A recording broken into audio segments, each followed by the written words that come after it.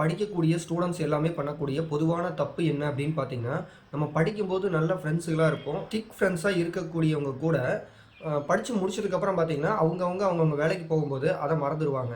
அதுக்கப்புறம் நமக்கு வந்து ஒருத்தர் நல்ல வேலையில இருப்பாங்க. இன்னொருத்தர் பார்த்தீங்க அப்படின்னா, ரொம்ப ஒரு நல்ல வேலை கிடைக்காம அலைஞ்சுகிட்டு இருப்பாங்க. ஸோ இந்த மாரி இருக்கிறவங்க எல்லாருமே பார்த்தீங்கன்னா, அவங்களோட கான்டாக்ட்ஸ் அப்படிங்கிறத ரொம்பவே மிஸ் பண்ணியிருப்பாங்க. ஸோ நீங்க இப்ப படிச்சுக்கிட்டு இருக்கீங்க அப்படின்னா, உங்களோட ஃப்ரெண்ட்ஸ் சர்க்கிள்ல இருக்கக்கூடிய கான்டாக்ட்ட எப்பவுமே விட்றாதீங்க. நான் இத ஏன் சொல்றேன் அப்படின்னு பார்த்தீங்கன்னா, இப்போ உங்களோட ஃப்ரெண்டு நல்ல ஒரு வேலைக்கு போறாரு. நீங்க நல்லாவே படிச்சிருக்கீங்க அப்படின்னா, உங்களுக்கு சரியான வேலை கிடைக்கல அப்படின்னா, நீங்க அந்த ஃப்ரெண்டு கிட்ட நீங்க என்ன பண்ணலாம் அப்படின்னா, அப்ரோச் பண்ண முடியும்.